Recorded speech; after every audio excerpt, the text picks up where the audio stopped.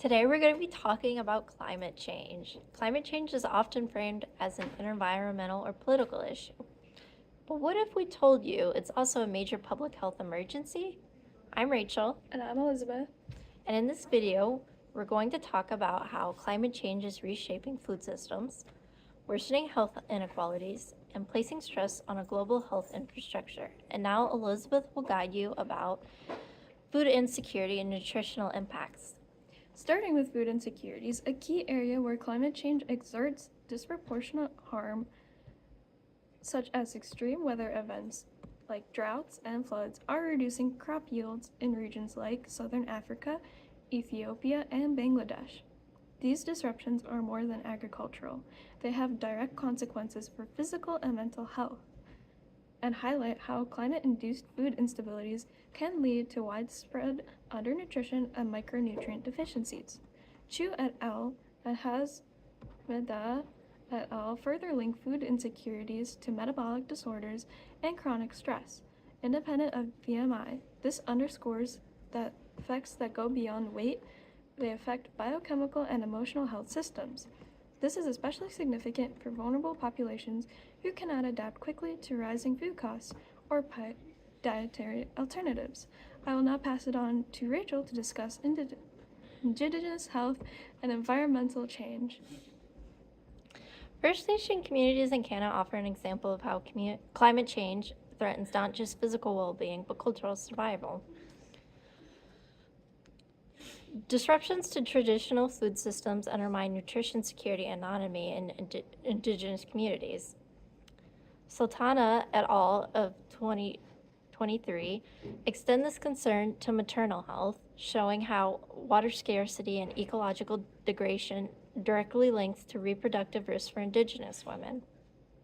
Medical anthropology reminds us that food and water are not just biological needs.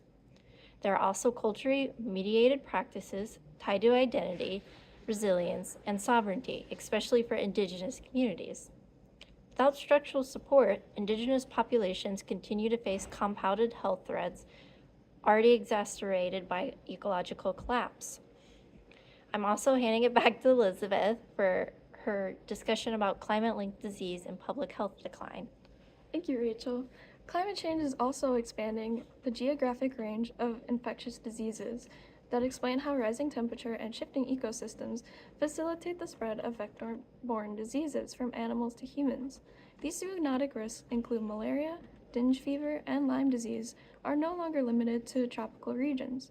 Urban environments compound these issues, along with Gesper et al. 2011, pointing to how rising heat, air pollution, and population density are additional stressors on already fragile public health infrastructures. The results in an environment where disease emergence outpaces preventions, particularly in communities with limited health access. I will now pass it back to Rachel, who will discuss socioeconomic disparities and health outcomes. Especially in the United States, climate-related health outcomes are heavily related by socioeconomic inequality.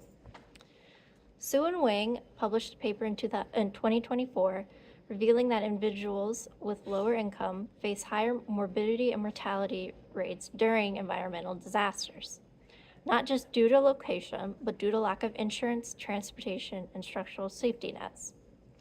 This is also compounded by, especially when it's connected to race.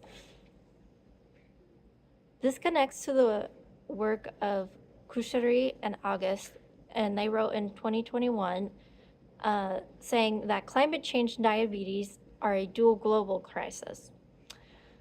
Climate-related stress, poor food environments, and reduced access to care all converge to heighten chronic illness risk among marginalized groups. The climate crisis overall is not an equalizer. It'll widen the health gap, especially for racial minorities that already have limited access to health care and other healthy alternatives for their life.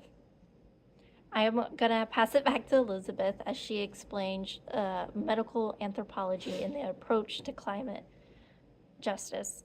Thank you, Rachel. Medical anthropology provides a crucial lens to interpret these findings rather than viewing health outcomes as isolated incidents. These disciplines urges us to examine systems, such as political, economic, and environmental systems, that produce these vulnerabilities. By analyzing how cultural practices, historical marginalization, and ecological shifts interpret anthropologist views and a holistic insight into global health. These come in policy development on community-based levels, community-based interventions, interdisciplinary approaches, and essential to prevent future crises. I will now conclude it with Rachel. All right, that was a lot to process.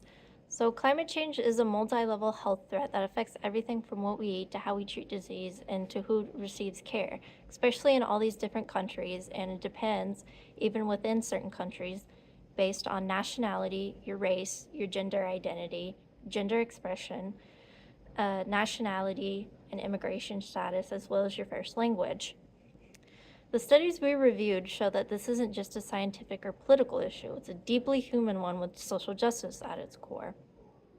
We must support climate-resistant health systems that will be able to sustainably help everyone, including those who are more vulnerable, especially those in the global south, as well as uphold Indigenous rights to land and food, as they will be one of the first people that get hit by climate change and its effects. And we have to also push for equitable public health responses globally. If you're studying health, anthropology, social work, or environmental science, ask how your work can address these intersections. Even if your chosen field does not directly deal with this, question how you can address the climate change issue and how your work intersects with everyday people in their lives. And if you're not in the field, even outside of your field, your voice still matters. Advocate for policies, vote, and stay informed on global health issues. We all have a stake in the matter, especially when it comes to our health and our future generations' health. Thank you for watching.